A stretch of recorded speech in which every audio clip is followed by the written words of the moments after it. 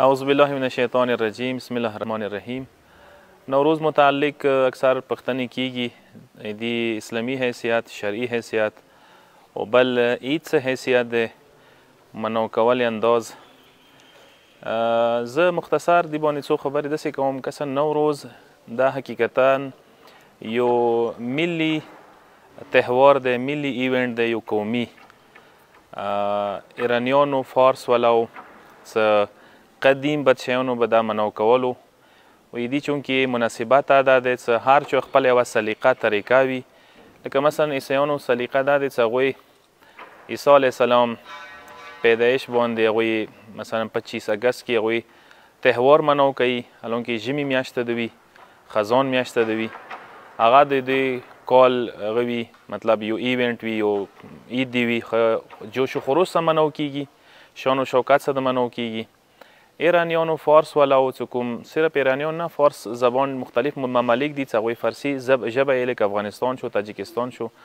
نور ممالک دي چې هغه کې دا تهوار ډېر شان طریقې سره منو کیږي. هغوی چونکې میره سترګې نه مثلا میره سترګې نه دنیا تویدلې چې کوم ایام دي هغه کله کمپلیټ شي که نه، ابتدایي ورځې بیا دی نوي کال چې هغه ته ویلی شي شمسي کال، نوې ورځه چې فروردین دی. فروردین اول ورځه وي نوروز، ځکه ورته ویلی شي نوروز یعنی نیا دین. نو هغه بنیاد باندې دوی دغه تهوار قدیم نه منو کېدلو، بهترین انداز کې مختلف رسومات به ورکې کول. خو یو سوال اوس دا دی چې آیا دې څه تایید شته د شرعي اعتبار سره؟ شریعت دې تایید کوي که شریعت مخالفت کوي؟ آیا دا بدعت حسابیږي یا بدعت نه دی، شرعي حیثیت لري؟ که دې په متعلق زه هم یو حتمي رای داسې کوم اوله چې یوه طرف ته لوړ شو، یو بدعت مکمل وګرځوو، یو مکمل شرعي حیثیت ورکړو. زه هم ته دا دواړه ناانصافي دی. روایتو کې مذمت یا شوی دی، روایتو کې تایید شته دی. مطلب داسې روایتونه شته دي چې ائمهو د دې مثلا مخالفت کړی دی. مثلا یو روایت کې راغلی دی چې مولا علي ته چا مثلا نوروز کې تحفه راوړه ورکولی. مولا ونه پوښتنه وکړه څه وجه دی چې نن نوروز دی؟ مولا ورته وویل چې ایمو هره ورځ نوروز دی، یعنی امام دوی قسم ته هره ورځ نوروز وګرځوله. همدې شان نور هم روایتونه امام کاظم علیه الصلاة والسلام نه، نور امامانو نه شته دي مخالفت کې. خو د بل طرف ته که تایید کې وکسې تایید کې داسې روایتونه شته دي چې مفاتیح الجنان کې خود محدث قومي بزرګوار هم نقل کړي دي. مثلا یو روایت انده د معلا بن خنیس والا چې شپږم امام نه نقل شوی دی چې مولای چې دغې ورځې تاسو مثلا عید منو کوای شوئ، غسل وکوئ، نوي کپړې واچوئ او نکریزې لګوای شوئ، حمام ته لاړ شوئ، خوشبو عطر استعمال کوئ. حتی دا څه روایتو کې دغې ورځې روژې ساتل هم مستحبه ګرځېدلي دی. علما یې دا یایي چې که چیرې ته روژه وساتې رجا نیت سره، نو څه فرق نه کوي، ثواب درته میلویدای شي، میلویږي.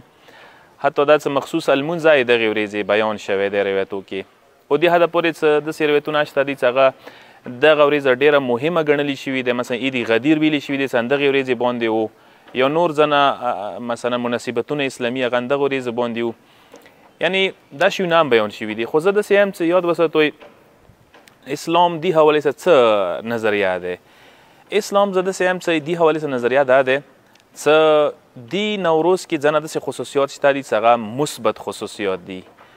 مثبت شیونه دي. لذا مثبت شوی څه کله اسلام مخالفت نه دی کړی. که اسلام کې دوه قسم ته احکام رغلي دي. یو احکام تأسیسي احکام دي چې هغه اسلام ایجاد کړي دي، مخکې نو اسلام راوړل، نافذ یې کړل، معاشرې ته یې وښیل، ویرې کړل. نوي احکام چې اسلام راوړي دي. یو ځنه احکام داسې دي چې هغه ته احکام امضایي نه ویلی شي. مثلا نور اقوام چې کوم دستورات رسومات وو، هغوی کې دوه قسم ته. ځنه رسومات دستورات داسې وو چې هغه اسلام اهدافو سره،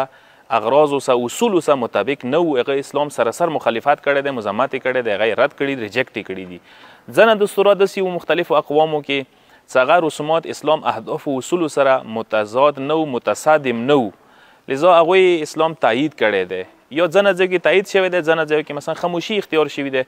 نوروز حوالې سره هم داسې دی چې نوروز کوم هغه پازیټیو مثبت شیونه دي چې هغه مورد تایید اسلام دي، هغه تایید شوی دی. لذا دې وجې نه علما خاص کر ایران کې تاسو وکړئ مراجع مجتهدین هغه د دغو دستوراتو رسوماتو تایید کوي او حمایت کوي او نوروز ته دې وجې نه اهمیت قایل دي. زه مثال اشاره درته وکړم نوروز کې همدا څه صفایي سترۍ کیږي نوی لباس چوی شي کور صفایي کیږي ایران کې ورته ویلی شي خانه تکاني یعنی مطلب ټوله یوه هفته هغوی 2 هفتې مسلسل لګیا وي ټوله خونه مینځي نوي کوي فرشونه نوي کوي مختلف شونه نوي کوي مینځل کوي صفایي کوي نوي جامې چوي نوي جامې اوس دا صفایي سترۍ ته اوس پاته د اسلام کې ډېر زیات اهمیت دی ښه شاید که انسان نوروز کې صفایي کوي که نوروز صفایي نماوي بهترین شاید انسان په کار دی منو کې دا شی اسلام خپل هیڅ النظافة من الایمان صفایي د ایمان جز دی رکن دی ایمان حصه دی یا قرآن خپل یا بني آدم خذوا زینتکم عند کل مسجد ای بني آدم هر وارې چې تاسو مسجد ته ځئ محفل ته ځئ چېرته زینات څه لوړ شوي پاکیزه لوړ شوي عطر واچوئ استعمال کوئ کپړې واچوئ نوي ښه پاکیزګۍ نه اسلام پاکیزګۍ ته اهمیت ورکړی دی لذا نوروز کې پاکیزګۍ زیاده هوي دی لذا ښه شی دی دویم شی نوروز کې مهمان نوازی دی بهترین شی دی دعوت کیږي خلک یو بل ته ورځي رشته دار یو بل ته ورځي یو بل ته عید مبارک کوي نو دا بد شی نه دی چې یو بل ته سړی تاګ راتاګ وکړي او یو بل ته ویر شي مهمان نوازي اسلام کې انتهایی قدر نگاه سره لیدلی شوی پیغمبر روایت دی المؤمن یألف و یؤلف ولا خیر فی من لا یألف ولا یؤلف مؤمن هغه دی چې خلکو سره مانوس کیږي یعنی خلدي سره مانوس کیږي او هیڅ خیر و برکت نشته کاس کې هغه نه خلکو سره مانوس کیږي او نه خلدي سره مانوس کیدی شي یعنی ګوشهنشین انسان اسلام کې اهمیت نه لري هغه کس هغه اجتماعي دی هغه بهترین دی کس ګوشهنشیني منفي دی اسلام کې منفي تقوا دی اسلام دا پسند نه کوي لذا دا څه نوروز کې یو بل ته تاګ راتاګ وي دسترخوانونه غوړېدلي وي یو بل دسترخوانو باندې کینو مړۍ وخورو یو بل ته مړۍ ویرکو اسلام دا شی پسند کوي دا اسلام بهترین دستور دی چې دا نوروز کې موجود دی یو بل شی چې نوروز کې دغه صله رحم دی صله رحم انداز